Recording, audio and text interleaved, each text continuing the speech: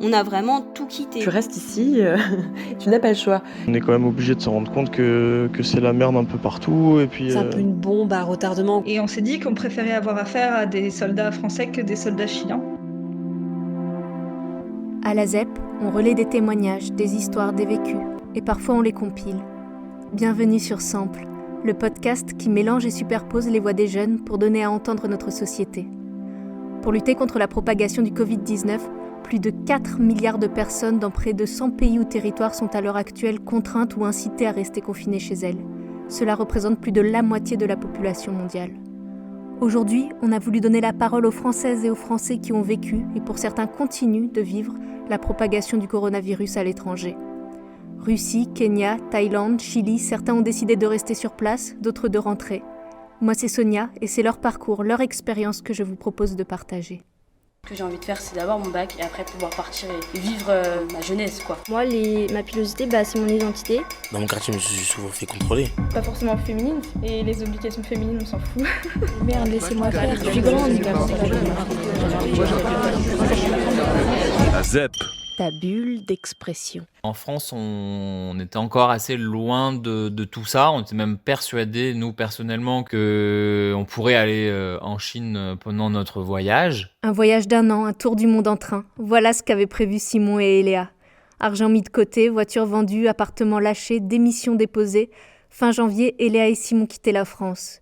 Et après le Danemark, la Suède et la Finlande, ils arrivaient le 25 février en Russie. Saint-Pétersbourg, puis Moscou, puis Kazan, puis Novosibirsk et enfin le lac Baïkal où nous avons été interrompus. Quand on est dans un voyage comme ça, c'est quand même très important de se tenir au courant des choses, mais on a aussi envie de rester dans notre bulle et de vivre notre projet à 100%. Et en Russie, c'était beaucoup plus facile de vivre ce projet à 100% puisque même quand la crise a commencé à exploser en Europe et en France, les Russes étaient complètement au-dessus de ça. Très peu de monde en parlait. Nous, jusqu'à ce qu'on n'y soit plus, il n'y avait pas vraiment de réelle mise en garde dans ce pays. Donc, c'était pas évident, malgré toutes les nouvelles qu'on avait depuis la France et ensuite des ambassades, de prendre conscience de l'ampleur de ce virus et des risques qu'il y avait. Difficile de prendre l'ampleur des risques aussi pour Chaya, partie pour 6 mois en Amérique du Sud avec son copain. Pour nous, c'était hyper lointain. Au début, on s'est même pas inquiété pour nos proches ou nos familles parce que ça paraissait un petit peu absurde, d'autant plus qu'en Amérique du Sud, on n'en parlait mais vraiment pas du tout, ni comme une menace possible, ni comme une vraie réalité.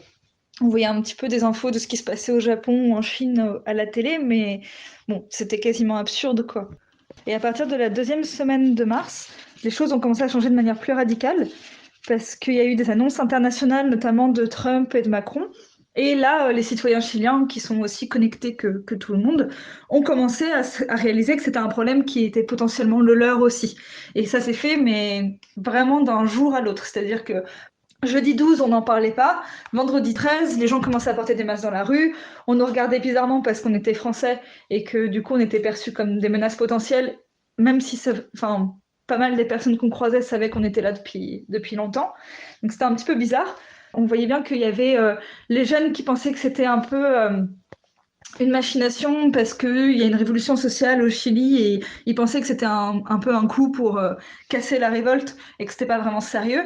Et les personnes plus âgées qui déjà faisaient la queue aux pharmacies, vraiment du jour au lendemain, il y a une psychose qui a duré quelques jours. Et nous, on s'est dit, au Chili, c'est encore le pays où on risque le moins parce qu'à ce moment-là, il y avait très peu de cas déclarés. Et en même temps, on sentait bien que quelque chose allait changer pour nous, quoi. Le cours du voyage d'Eléa et Simon allait lui aussi changer. Vietnam, Laos, Cambodge, depuis le lac Baïkal, ils ont vu les frontières des pays dans lesquels ils réfléchissaient à poursuivre leur voyage se fermer, les unes après les autres. Pour éviter de rester coincé en Russie, confiné pour une durée indéterminée et en étant hors la loi parce que nos visas arrivaient à expiration, on a appelé les ambassades pour avoir un avis plus confirmé sur la question. Et ils nous ont convaincus qu'il n'y avait pas 36 000 solutions et que la seule était de rentrer en France. Le 18 au soir, à 22h pour nous, l'ambassade de la Russie nous a dit grossièrement, dépêchez-vous, il n'y a plus que 3 avions pour Paris. Donc on a pris notre billet de bus, de 6 heures de bus pour rejoindre la ville la plus proche dès le lendemain, le 19. Et le 20, on prenait un premier avion depuis le lac Baïkal jusqu'à Moscou, 6 heures de vol, pour prendre ensuite un vol pendant 4 heures jusqu'à Paris. Puis covoiturage jusqu'à Lyon et retour chez papa-maman à Annecy.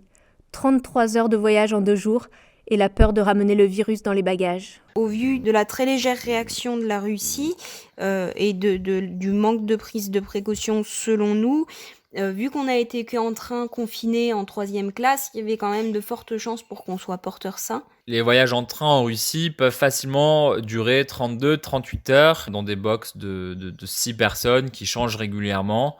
Donc c'est vrai que ce sont des espaces qui sont très confinés, au même titre que les auberges de jeunesse qui brassent beaucoup de gens du monde entier et qui se renouvellent régulièrement aussi.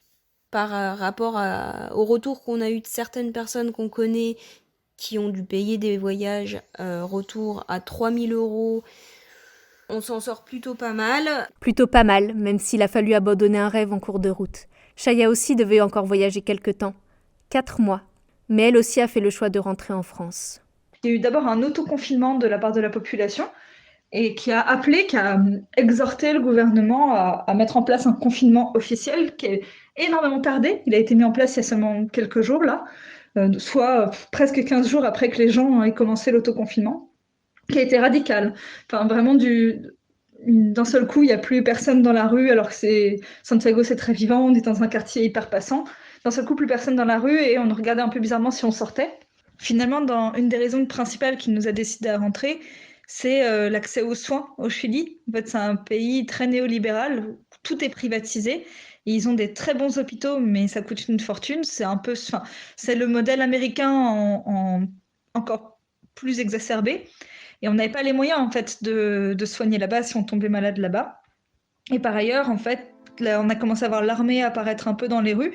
Et on s'est dit qu'on préférait avoir affaire à des soldats français que des soldats chiliens, parce que même si on parle espagnol, c'était quand même un peu plus facile à gérer, quoi.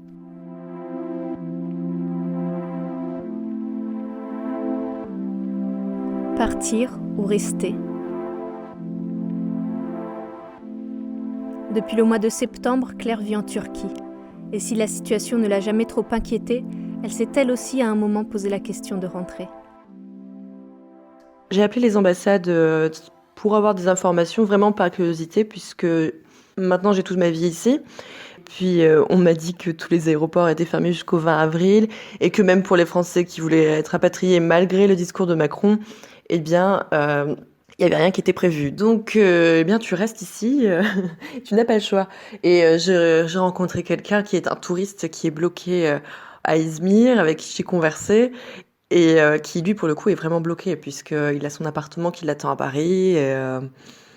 Et puis, il est obligé de louer un Airbnb ici. Il n'y a rien qui est pris en charge par le système français. Il n'a pas forcément beaucoup d'argent. Après, il était au mauvais endroit au mauvais moment. C'est peut-être ce qu'on va nous dire. Donc voilà. Même décision de rester dans son pays d'accueil pour Elodie, qui habite et travaille au Kenya depuis 4 ans. Quand le Kenya a annoncé les premières mesures et les premiers cas, on était en Éthiopie avec mon mari. Et si on devait se retrouver bloqué, je préférais honnêtement rentrer en France que d'être dans un centre de quarantaine dans un pays que je connais peu et dont les soins de santé sont assez limités. Aussi parce que ma mère, qui a 72 ans, a attrapé le virus.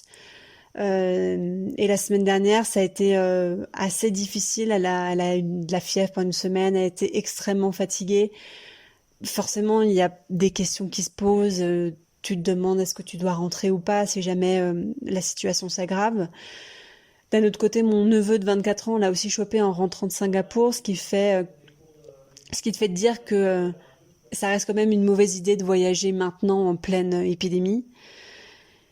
Et puis avec mon mari, on est journalistes tous les deux, alors c'est quand même le moment de rester et de faire des sujets, de parler de ce qui se passe. La vie a vraiment changé en vrai. Enfin, plus précisément, j'ai l'impression qu'il y a 2 Nairobi qui se font face maintenant.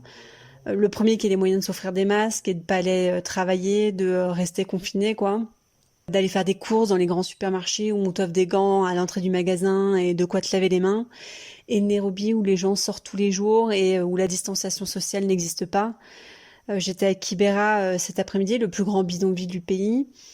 Il y a des stands pour se laver les mains tous les 100 mètres. Des annonces via haut-parleurs sont faites pour parler des dernières mesures du gouvernement et de l'importance de se protéger. Les Kenyans sont très conscients de la maladie. Ils en parlent beaucoup, ils sont très informés, on le voit même sur Twitter. Mais la plupart n'ont juste pas les moyens de rester confinés et d'éviter la foule. Malgré le couvre-feu, ils doivent respecter les horaires que leur donne leur boss, parce qu'ils ont besoin de bosser, de gagner de l'argent, au risque d'arriver en retard et de se faire battre par la police si ils sont dans les rues après 19h. Et puis les bidonvilles, c'est des endroits où les toilettes sont communes pour plus de 200 000 habitants. C'est un peu une bombe à retardement, quoi. C'est un peu... c'est ce qui fait le plus peur ici, en fait, l'impossibilité de contenir le virus. Le problème au Kenya, c'est qu'il y a moins de 200 lits en soins intensifs pour tout le pays. C'est pas si mal par rapport à d'autres pays dans le continent, mais c'est clairement insuffisant. Et puis, à côté de la crise sanitaire, il y a une crise économique qui va également se faire sentir. Les gens vont perdre leur boulot, c'est inévitable et c'est difficile d'imaginer ce qui va réellement se passer. Impossible de dire ce qui va se passer précisément dans les jours, les semaines, les mois à venir. Mais en Turquie aussi, le quotidien a déjà changé. Il y a quelques jours, les villes ont été entièrement fermées, c'est-à-dire qu'on ne peut pas en sortir et ni y rentrer. Concernant certains changements de la vie quotidienne, alors évidemment, il y a le prix de l'eau de Cologne qui a énormément augmenté. C'est ce qu'on utilise pour se désinfecter les mains, puisque le gel hydroalcoolique, moi j'en ai jamais trouvé en fait dans les pharmacies, ou alors c'était avec des prix exorbitants. Donc l'eau de Cologne est passée de 5 télés à 20 télés environ, donc c'est-à-dire de 50 centimes à 4 euros pour des tout petits formats. Ensuite, concernant les masques qui étaient payants jusqu'à il y a encore 2 jours, eh bien, il y en avait aussi qui étaient à 50 centimes, mais ça pouvait monter jusqu'à 10 euros. 10 euros, ce qui est énorme, sachant que beaucoup de personnes ici gagnent pas des milliers et des cents. Ah, et sinon aussi par rapport au port du masque, il est maintenant obligatoire dans les lieux publics comme les bazars ou les marchés ou encore les supermarchés. Les transports en commun fonctionnent toujours ici. Il y a des systèmes de gommettes, entre guillemets, de gommettes vertes qui sont posées sur des sièges pour indiquer où on peut s'asseoir et où on peut pas s'asseoir. Comme ça, on respecte environ le 1,50 m de distanciation sociale. Tomber malade en Turquie ne m'inquiète pas plus que de tomber malade en France. J'ai pas encore eu écho de saturation d'hôpitaux ici, même si j'ai des amis qui sont infirmières. Mais dans tous les cas, me concernant, j'ai contracté une assurance qui fait que je serai prise en charge comme si j'étais une Turque. Donc c'est-à-dire que j'aurai pratiquement aucun frais à payer en arrivant à l'hôpital. Et en ressortant, ça serait pareil. Même si je dois être mise sous respirateur, il n'y aurait pas de problème à ce niveau-là, apparemment. Après, évidemment, j'ai pas encore eu la situation et j'espère que je ne l'aurai pas. Et puis en attendant de voir la suite d'événements, on est un peu comme tout le monde. On fait des Skype en prenant l'apéro avec des copains. Échange Skype avec les proches aussi pour Valentin, qui lui vit le couvre-feu sur l'île de Koh Tao, en Thaïlande, mais en tant que touriste. On doit juste être chez nous à partir de 22h et on peut ressortir à 5h du matin. Ça reste globalement plus tranquille qu'en France. On doit juste porter des masques. Donc après, ça peut encore changer. Je ne sais pas comment ça va évoluer. Là, ils ont fermé aussi l'entrée aux visiteurs. Les touristes ne peuvent plus venir sur Koh Tao. Donc, on est quand même obligé de se rendre compte que c'est la merde un peu partout. Et puis on a régulièrement la famille et les amis en France qui nous racontent comment ça se passe. Et du coup, c'est un peu culpabilisant, enfin, de se dire que nous, on est tranquille au chaud, tout va bien, alors que tout le monde est confiné chez lui. Ça fait un peu bizarre parce que aussi, on peut rien faire, quoi. Enfin, le seul truc qu'on peut faire, c'est avoir les gens au téléphone, parler un peu avec eux, rigoler, essayer de leur faire penser à autre chose, quoi. Donc voilà, au moment où la situation a dégénéré en France et où la question s'est posée de est-ce qu'il faut rentrer ou pas, on s'est clairement dit qu'on allait rester ici parce que la situation était très agréable ici et que surtout on se sentait plutôt en sécurité, surtout ici en fait. Et beaucoup moins de rentrer et de fréquenter des aéroports et de bouger de fou, et donc après de voir ses parents, ses proches et tout, potentiellement leur refiler aussi. Et puis aussi c'était aussi rentrer à Paris pour se confiner dans nos appartements et puis pour pas bosser parce que tout s'est arrêté à Paris, y compris le boulot pour nous tous en fait. Enfin, surtout moi je suis intermittent du spectacle, donc ça s'est totalement arrêté pour moi. Il n'y a plus aucun tournage à Paris puisque forcément plus aucune autorisation de tournage. Pas de rassemblement, etc. Donc ça servait vraiment à rien de rentrer et pour ne rien faire quoi. Je préfère encore ne rien faire ici, au moins je peux me baigner quoi.